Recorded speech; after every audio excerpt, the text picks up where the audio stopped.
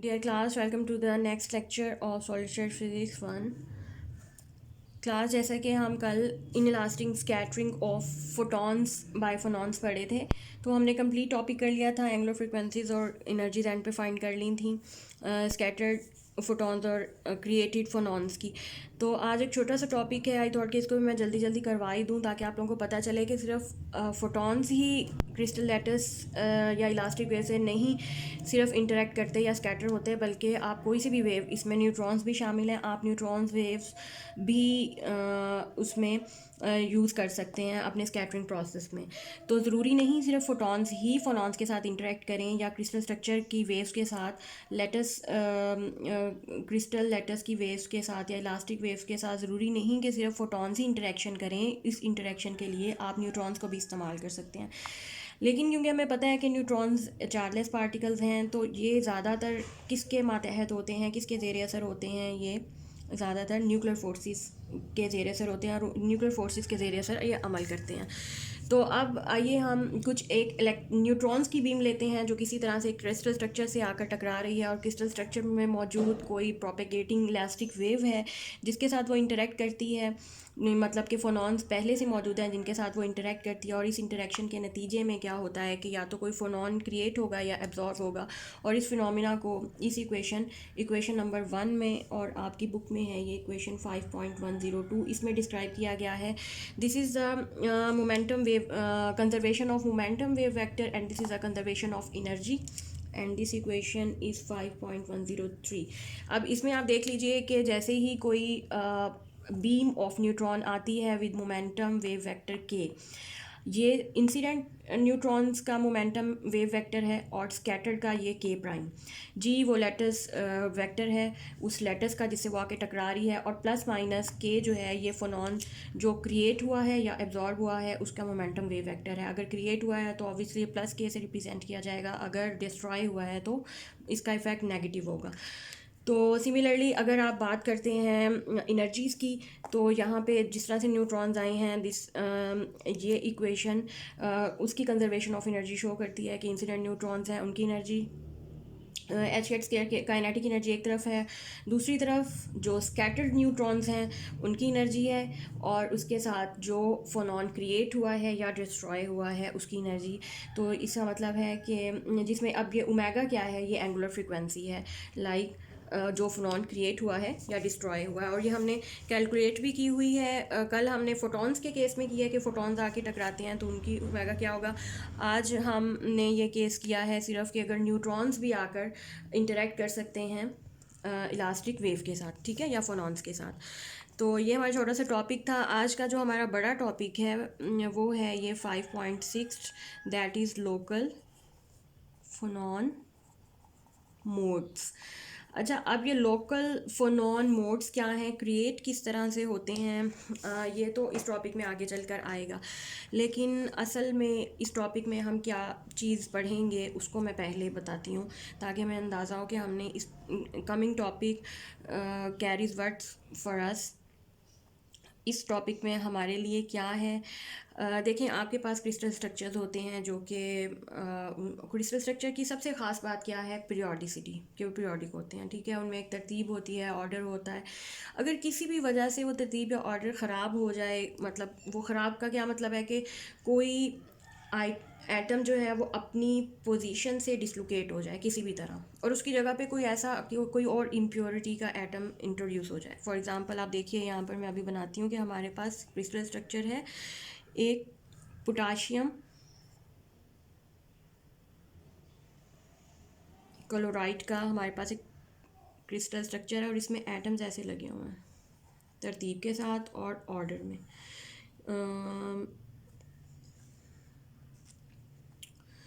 इसको मैं potassium chlorine ऐसे नहीं बनाती, ये फिर आप लोग को मैं कलर्स के साथ बनाऊंगी ताकि आप लोगों को याद रहे।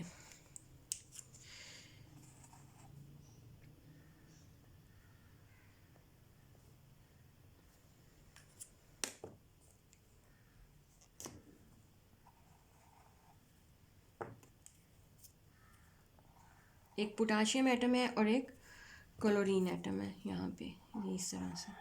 सिमिलरली यही तरतीब पूरे क्रिस्टल स्ट्रक्चर में जारी रहेगी, ये इसके साथ। और मैंने हालत काम ही कर लिया है, टाइम कंज्यूमिंग काम से तो बस बचना चाहिए ऑनलाइन वीडियो में। अच्छा, फिर इसके बाद इसके साथ फिर रेड, फिर ग्रीन, जल्दी जल्दी रेड और ये ग्रीन, और अब ये इधर, और इधर मैं पहले बना लेती हूँ। और ये अच्छा, ये क्रिस्टल स्ट्रक्चर, इसमें एक चीज़ बड़ी इंपॉर्टेंट जो मैं अब बनाऊँगी वो ये कि यहाँ पे ये ग्रीन एटम होना चाहिए ना, ग्रीन, बट ये ग्रीन नहीं होगा, किसी वजह से ये ब्लैक है। ये इम्प्योरिटी है जो कि ऐड हो गया हमारे क्रिस्टल स्ट्रक्चर में। और अगर मैं अब इनका नाम लिखी हूँ, let's suppose these are potassium atoms.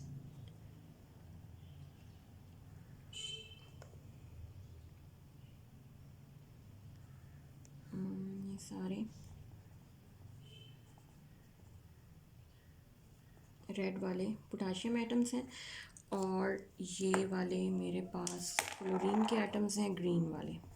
ठीक है, ये नेगेटिव ग्रीन वाले क्लोरीन। ओके, अब क्या हुआ है कि किसी भी रीज़न से इस क्रिस्टल स्ट्रक्चर के अंदर एक हाइड्रोजन एटम इंट्रोड्यूस हो गया है। अब हाइड्रोजन एटम बहुत लाइट होता है एज़ कम्पेयर टू क्लोरीन यहाँ से डिसलोकेट हो चुका है। ठीक है, तो ये हमारे क्रिस्टल स्ट्रक्चर में इम्प्योरिटी ऐड हो गई है। अब जहाँ पे इम्प्योरिटी ऐड हुई है इसको हम कहेंगे यू सेंटर, इसको कहेंगे यू सेंटर, और इस तरह से ये आपका स्ट्रक्चर डिस्टर्ब हो गया। ठीक है, इसमें असल में क्या हुआ कि पीरियोडिसिटी इसकी डिस्टर्ब हो गई है। और यहाँ पे हम ये कह सकते हैं this hydrogen atom is associated with high frequency local phonon modes and vibrates between the heavy potassium ions. अब क्या होगा, एक लाइट वेट एटम है, इसकी फ्रीक्वेंसी ज़ाहिर है क्लोरीन से ज़्यादा होगी। Chlorine hydrogen as compare to chlorine बहुत लाइट है, और ये इसकी फ्रीक्वेंसी भी ज़्यादा होगी। तो यहाँ पे हम कहेंगे कि इस जगह पे, इस रीजन में एक ऐसा एटम क्रिएट हो गया है, या फिर इस रीजन में, एक लोकल रीजन में high frequency mode of vibration introduce हो गया, high frequency mode of vibration इस हाइड्रोजन एटम की वजह से। तो इसको हम फिर कह सकते हैं, अब यहाँ पे जो high frequency mode of vibration consider create हुआ है इस हाइड्रोजन एटम की वजह से, this simply is called localised phonon. अच्छा, अब हम ने क्या करना है कि the problem of local phonons में बी एनालाइज मैथमेटिकली। हम इसके मैथमेटिकली एनालाइज करेंगे, ये फ्रीक्वेंसी जो इसकी होगी ओमेगा, वो हम फाइंड करेंगे क्या होगी। ठीक है, लेकिन इसके लिए हम उससे पहले हम अपना क्रिस्टल स्ट्रक्चर उसी तरह का ही क्रिएट करेंगे जैसा कि हम डायटोमिक लेटस में क्रिस्टल स्ट्रक्चर बना रहे थे। सही आ रहा है? हाँ जी, ठीक आ रहा है। अच्छा, इसमें आप देखिए कि आपके पास एक लेटर स्ट्रक्चर है, जैसे कि हमने पहले भी बनाया था, जिसमें एटम्स हैं और वो दूसरे एटम्स के साथ इस तरह से जुड़े हुए हैं जैसे कि स्प्रिंग्स आपस में जुड़े हुए हैं, क्योंकि एटम्स अपनी जगह पे वाइब्रेट करते हैं। ठीक है, इस वजह से वो बिहेव करते हैं जैसे कि मैस स्प्रिंग सिस्टम की तरह। ये हमने पहले भी पढ़ा था, और वही मैंने सिस्टम यहाँ पे कंसिडर किया है। अब क्या होगा, अब इसमें अब अगर आप ओरिजिन, फॉर एग्जांपल ये आपका n इज़ इक्वल टू 0 है। ठीक है, तो ओरिजिन है, या यहाँ से हम 0 पॉइंट लेते हैं, और यहाँ पे ये हाइड्रोजन जो मैस आपका लोकल एक मॉड इंट्रोड्यूस हुआ है, इसको मैं n is equal to 0 region पे कहूँगी, और इसका मैस क्योंकि स्मॉल है तो मैं इसको स्मॉल m से रिप्रेजेंट करती हूँ। अब इसके साथ दोनों तरफ, यहाँ भी ये 1 पोजीशन है, ये 2 पोजीशन है, ये सॉरी ये -1 पोजीशन है, ये 1 -1, ये 2 पोजीशन, और ये -2 पोजीशन। ये n की वैल्यूज़ आएंगी, और इनका डिस्प्लेसमेंट हम कैसे रिप्रेजेंट करेंगे, ये अब कैपिटल M, ये m, और बाकी अब हर तरफ m ही है। ठीक है, क्योंकि एक ही इम्प्योरिटी स्मॉल m एक ही है हमारे पास, ये वाला। अच्छा, अब आप क्या करेंगे कि अब हम इनकी ये डिस्प्लेसमेंट को डिस्क्राइब कर लेते हैं। फॉर एग्जांपल जो हमारी लोकल इम्प्योरिटी है, अब मैं इसको लोकल मोड भी कह सकती हूँ, लोकल मोड ऑफ वाइब्रेशन, जो कि एम पर आया है। तो अगर मैं इसको लिखूँ यू नॉट से, इसका डिस्प्लेसमेंट रिप्रेजेंट करूँ, ठीक है, क्योंकि वाइब्रेट करेगा ना ये मैच दोनों तरफ, तो उसके रिप्रेजेंट करेंगे हम यू नॉट से। सिमिलरली इस एम का हो जाएगा वन पोजीशन वाला यू वन, दूसरा हो जाएगा यू टू, ये हो जाएगा यू माइनस एम, और ये वाला यू माइनस टू। तो ये हमारा पोजीशन डिस्प्लेसमेंट और पोजीशन, ये डिस्प्लेसमेंट कह लें या पोजीशन कह लें, हमने इन एटम्स की या मैसेस की डिफ़ाइन कर दी है। अब हम इस पे इक्वेशन ऑफ मोशंस लिखेंगे इनकी by using Hooke's law, equation of motion. तो वो यहाँ पे हमें पता है कि force is directly proportional to position होती है, और force M D two U naught over D T square इसके बराबर भी होती है, ठीक है। एक तरफ फोर्स इसके बराबर होती है और दूसरी तरफ फोर्स हुक्स लॉ, जिसमें बीटा फोर्स कांस्टेंट आ जाता है, और यू वन, क्योंकि मैं यू नॉट का लिख रही हूँ, इसकी एक तरफ यू वन है और एक तरफ यू माइनस वन है। दूर जितना जितना दूर जाएंगे, सिर्फ हम नियरेस्ट नेबर फ़िलहाल इंटरेक्शन के लिए कंसिडर कर रहे हैं। तो you one plus you minus one plus two U not, ये उसी तरह ही कैलकुलेट किया है मैंने जैसे हमने सबसे पहला जो टॉपिक किया था सिंगल एटम लेटस के लिए, ठीक है। ये उसी तरह से कैलकुलेट करके लिखा है। ये दोनों हमने एटम्स कंसीडर किए हैं फॉर इंटरेक्शन। सिमिलरली अगर मैं अब ये मैंने इसका लिए लिखा है स्मॉल मैस के लिए, लार्जर मैस के लिए मैं लिखूँगी एम, और उसकी पोजीशन देख लीजिए कि वो यू वन पर है। तो D two U one divided by D T square beta U two plus U naught minus two U one, ठीक है। ये दोनों इक्वेशंस मैंने एक ही प्रोसीजर से कंप्लीट की हैं। अच्छा, इसके बाद अब हम आ जाते हैं कि इनका सलूशन क्या होगा। अगर हम इसको, मैं लास्ट वाले टॉपिक के साथ, जैसे कि मेरा टॉपिक था vibration of one dimensional monatomic linear lattice या डाईटॉमिक लीनियर लेटस वाले टॉपिक्स के साथ कंपेयर करूं, तो वहाँ पर हमने एक सलूशन लिखा था। यहाँ पर भी मैंने वैसा ही सलूशन कंसीडर करना है, सिर्फ एक स्मॉल चेंज, एक विद ए स्मॉल चेंज हम इसका सलूशन कंसीडर करेंगे। आप पीछे से भी देख सकते हैं, ये वैसा ही सलूशन है जैसा कि हमने डायटॉमिक चेन के लिए भी कंसिडर किया था। वो मैंने मिटा दिया। चलें, अब मैं सारा ही मिटा रही हूँ, क्योंकि अब हम इन इक्वेशन को नहीं मिटाना चाहिए था, मैं नहीं मिटाती, क्योंकि इनका हमने सलूशन लिखना है आगे। ये तो हम टॉपिक थोड़ा सा आसान कर चुके हैं।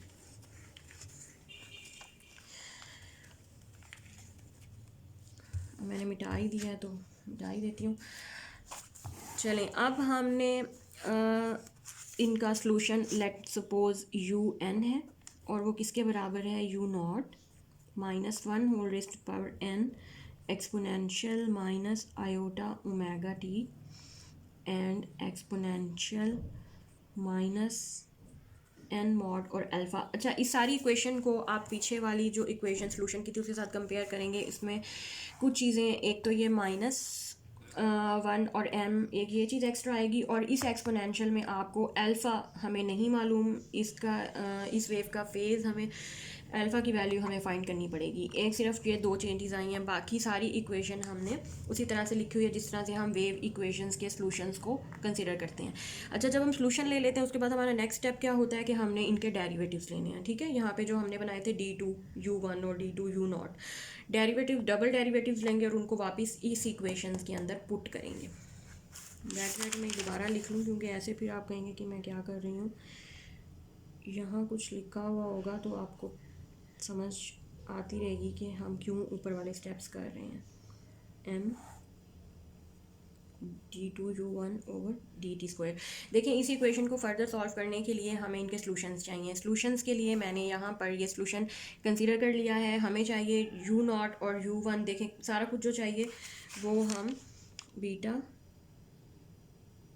You two plus U naught minus you. अच्छा, ये दो मेन इक्वेशंस हैं, और इसमें जो हमें चाहिए सॉल्यूशंस यू नॉट के, यू वन के, यू वन माइनस वन, वो सब हम यहाँ से कैलकुलेट कर लेंगे, ठीक है। इसलिए मैंने अब ये दोबारा लिख दिया कि मैं क्यों कर रही हूँ। मुझे पहले चाहिए D two U naught over D T square. इसके लिए सबसे पहले फर्स्ट ऑफ ऑल मैं इसी इक्वेशन का डबल डेरिवेटिव लेती हूँ। एक बार डेरिवेटिव लें आप और उसके बाद दूसरी बार लें, तो ये बनेगा D two U N over D T square, क्योंकि ये इतना मुश्किल नहीं है, यू नॉट एम्पलीट्यूड है दोनों बार ही आ जाएगा, और साथ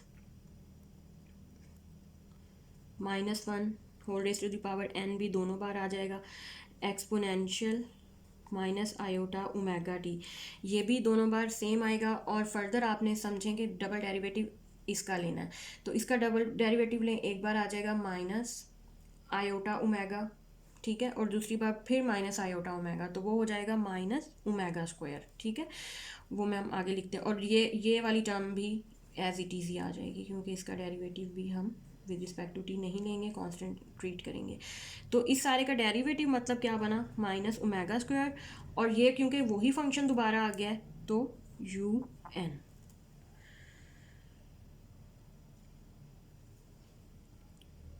या हम लिख सकते हैं minus omega square U naught -1 whole square N exponential minus omega T exponential minus N mod alpha, यहाँ तो ये हो जाएगा d2un over D T square. अच्छा, अब हमें असल में चाहिए d2u नॉट स्क्वायर। अब आप इसमें क्या करें, n for n is equal to zero, n is equal to zero के लिए आप पुट कर दें d2un ज़ीरो पुट कर दें, ये u नॉट हो जाएगा डी टी स्क्वायर, और यहाँ पे अब जहाँ जहाँ n है वहाँ वहाँ आपने ज़ीरो पुट करना है, माइनस ओमेगा स्क्वायर वैसे ही रहेगा u नॉट। अच्छा, ये anything raise to the power 0 1 ख़त्म। उसके बाद इसमें भी n ज़ीरो एक्सपोनेंशियल ज़ीरो के साथ 1 ख़त्म, यहाँ पे बच जाएगा exponential minus iota omega T. Clear. अच्छा, उसके बाद हमें चाहिए for n is equal to 1 d2u1 over D T square. अब आपने इसका डबल डेरिवेटिव, इसमें डबल डेरिवेटिव लिया हुआ है, सिर्फ n is equal to 1 put करना है, तो ये हो जाएगा, अब मैं इसको लिखने लगी हूँ, omega square U not exponential minus iota omega T minus alpha, ठीक है। अच्छा, ये हो गया। और अब क्योंकि हमें ये इतने सारे u1 u2 वगैरह भी चाहिए, ये सब कुछ हम कैलकुलेट कर लेंगे इसी इक्वेशन से, un वाली इक्वेशन से। तो जैसे फॉर एग्जांपल इसमें n इज़ इक्वल टू 1, अब इस इक्वेशन में पुट करने लगी हूँ, तो ये u1 आ जाएगा, u1 की वैल्यू आ जाएगी u naught -1 exponential minus iota omega T exponential minus alpha, या आप लिख सकते हैं कि u1 आपके पास आ जाएगा minus you not exponential minus iota omega T exponential minus alpha. और सिमिलरली आप देखें कि ये u1 आ गया, u2 जहाँ जहाँ n है इस इक्वेशन में वहाँ वहाँ हम u2 पुट करेंगे, ये आपके पास आ जाएगा u naught -1 whole square exponential minus iota omega T और एक्सपोनेंशियल -2 अल्फ़ा। 18 मिनट्स की वीडियो हो गई है और मैं इसको बस यहाँ तक, अच्छा ये -2 अल्फ़ा, ठीक है। u1 की वैल्यू भी आ गई, u2 आपके पास आ जाएगा u not exponential minus iota omega T exponential -2 alpha. और अब सिमिलरली आपने लेना है u-1, वो आपके पास आ जाएगा you not exponential minus iota omega T exponential minus alpha. और u नॉट भी आ गया, u नॉट भी चाहिए हमें, ये आ जाएगा u naught -1 whole raise to the power 0 exponential minus iota omega T exponential 0, ठीक है। अच्छा, ये देख लें, ये सारी वो क्वांटिटीज़ आ गई हैं, डिस्प्लेसमेंट्स आ गई हैं, जो कि हमने अपनी इक्वेशन जो जहाँ मैंने 2 इरेज़ किए हैं उसमें पुट करनी थी।